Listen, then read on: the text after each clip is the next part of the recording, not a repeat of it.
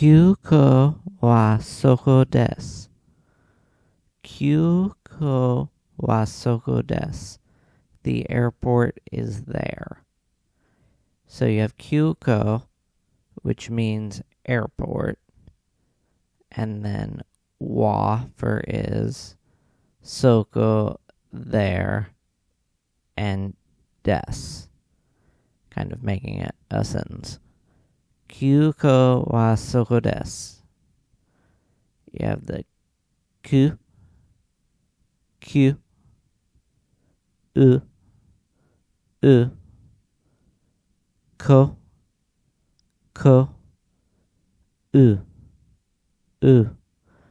For the Kyuko, it just makes the vowel sound longer, essentially.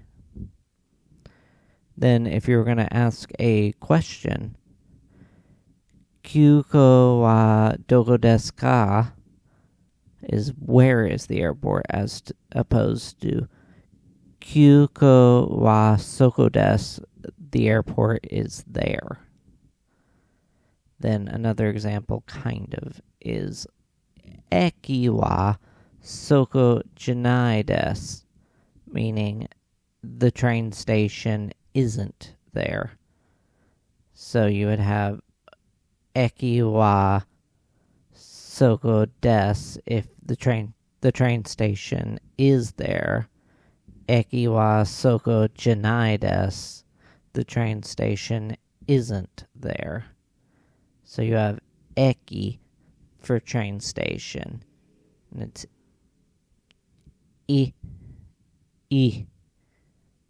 kai. Eki wa soko janai desu, for the train station isn't there. Also, we have where is the subway? Chikakatetsu doko desu ka. Chikakatetsu being subway. You have chi, ka, te, su.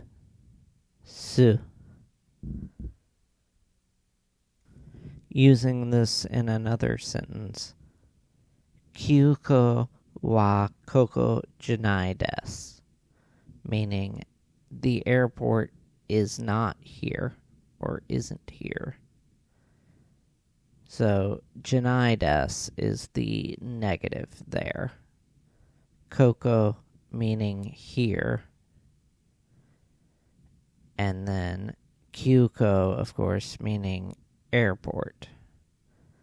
So to go over it one more time, we have Kyuko meaning airport, Eki meaning train station, and Chikatetsu meaning subway.